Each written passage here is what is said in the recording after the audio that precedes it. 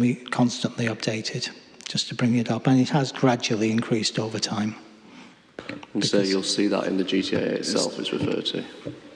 Yeah, just when you say that thousands, that's the surveys that the ORS has undertaken over the years, is that right? So you sort of looking at what you've done around the country and what kind of picture that's painted for you as a company? Yes. Yes, there's been a much greater understanding among the travelling community about the importance of this issue over time.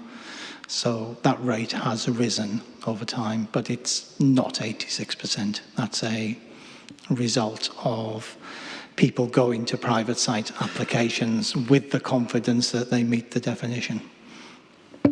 Right, next point please, Mr. Moore, the use of peer research as opposed to the researchers that are employed by ORS to undertake these surveys. Your comment on that, please?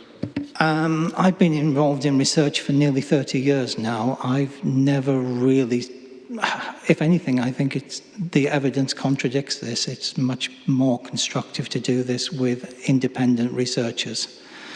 Mr. Hargreaves in particular has raised that travellers often don't like divulging information to other travellers. You know, he was concerned that we were using neighbours to ask other neighbours about questions, and that's not what we've done in this case.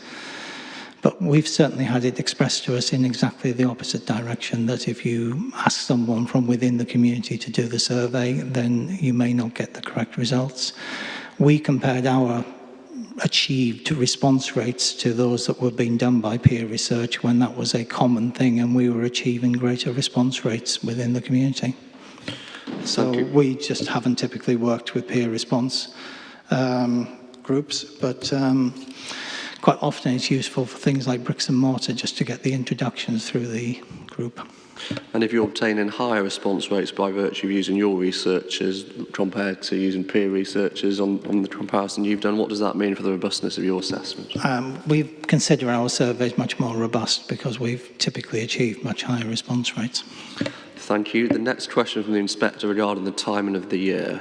Can you just explain, please, what impact, if any, the time of the year that you chose to do this survey had?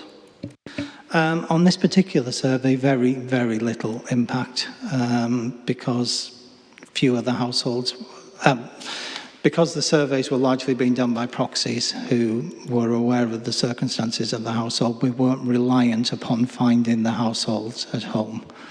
As noted, we went to 2 private sites and found no one was resident. We also went to another private site and found that that they were occupied by people who are not from the travelling community. But if you were doing this as a one-to-one, as our own interviewers interviewing, then the time of the year can matter. That if it's a travelling season, if it coincides with the Appleby Horse Fair or one of the other large events in the community, then people may well not be there. But the results we got precisely the reason I asked. Yeah.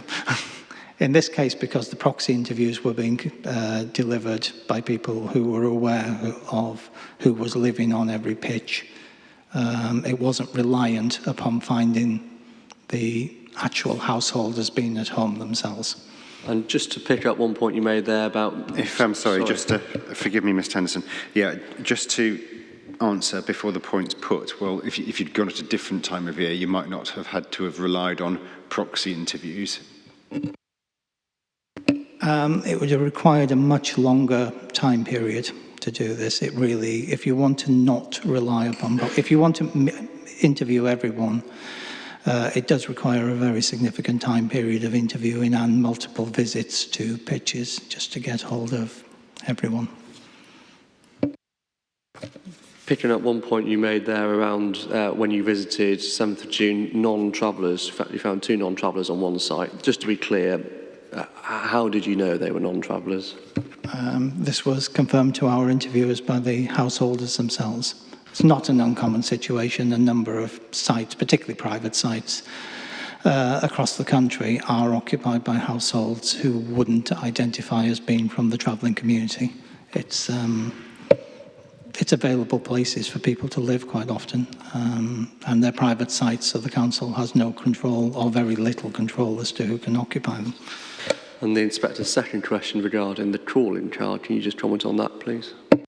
Again, normally we would make multiple visits to the sites, but because of the timetable that we're involved in on this survey, we did the initial visit to the private sites, but then, and up to the private sites, also onto the public sites, but then after that, the surveys were done through the proxy interview process.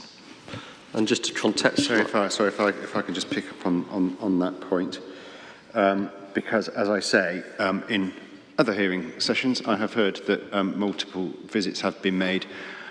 If I recall correctly, which I may not, I think even from colleagues of yours at ORS, Mr. Moore, the fact here that the timescale was such that you weren't able to do multiple visits, which I think is what you're telling me, does that, in your view, affect the robustness of the GTAA in any way? No, because all the households have been counted. We have information on, I think, every household on the public sites except one, which is much higher response rate than we would achieve if we did this by interview, making multiple visits. We wouldn't be achieving a near 100% response rate.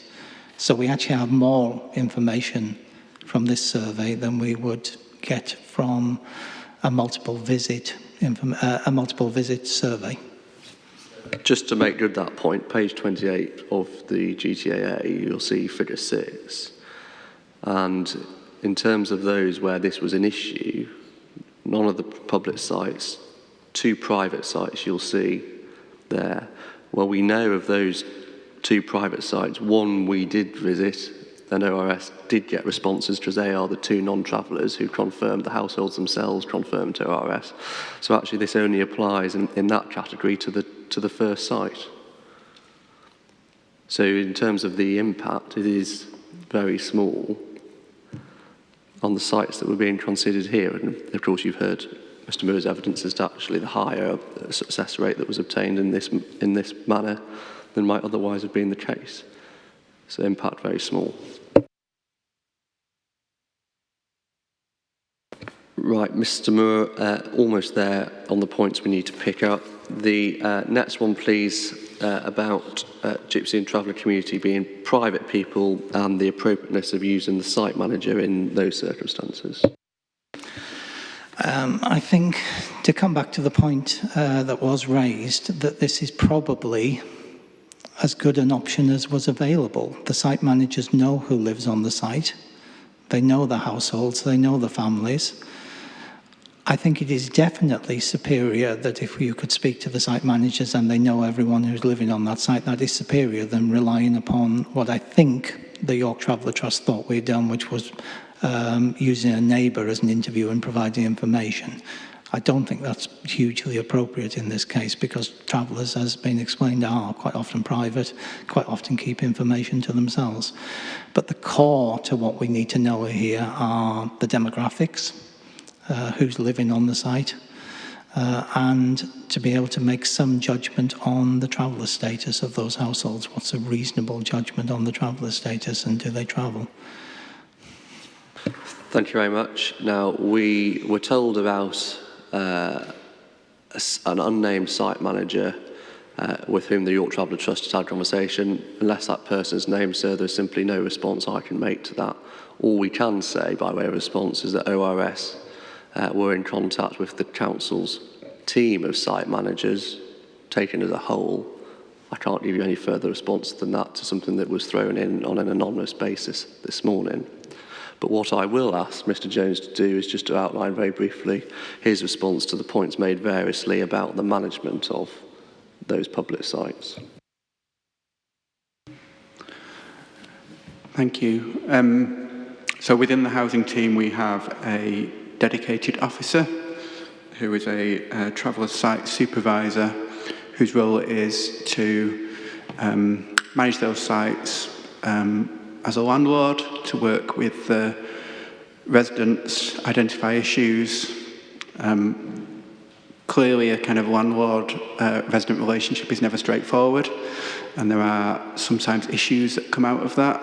My understanding is that relationships are generally positive, had their ups and downs, but there's trust generally between the residents of the 3 council sites and the internal council team. And the travel site supervisor is managed by our housing options manager, who is extremely experienced, worked at the council for a long time, and I know has a strong relationship with the Travellers Trust. That's it for me, thank you. And so I think that then leaves only one point which I can deal with, which is this. You're told, well, all the evidence that you've got before you is from the council. Well, quite so, sir. You don't have any alternative appraisal, nor do you have any systematic or ordered identification of what the council have missed, with any indication of what difference that's said to have made. You've heard a variety of points, all generalised. I don't make any criticism of that. I simply characterise them fairly. They are all generalised. And nobody has explained to you why is that material. In terms of the evidence before you from the council, nobody's explained why these generalised points go to a materially different outcome for the purpose of assessment of need. I compare, for example, to the discussion we had with Lichfields on the issue of OAN. You had there a worked alternative with a series of matters identified, explaining why they made a difference to the overall figure of need. That's not what you have here. And we say quite simply, the best evidence that you have is that which is presented by the council. And of the criticisms that are made against us, you don't have a clear picture as to why any of that would be material. And in my submission, for the reasons we've just been through on each of those points, none of them actually are material. When you dig down, when you, for example, go to table figure 6 and you look at what does that actually mean, it doesn't lead to a materially different outcome. Okay, thank you. I know a number of people over on this side want to pick up on some of those points, but even more desperately than that, I want to take a break. So I make it 10:59. I'll adjourn the hearing to resume at 11:20. Thank you.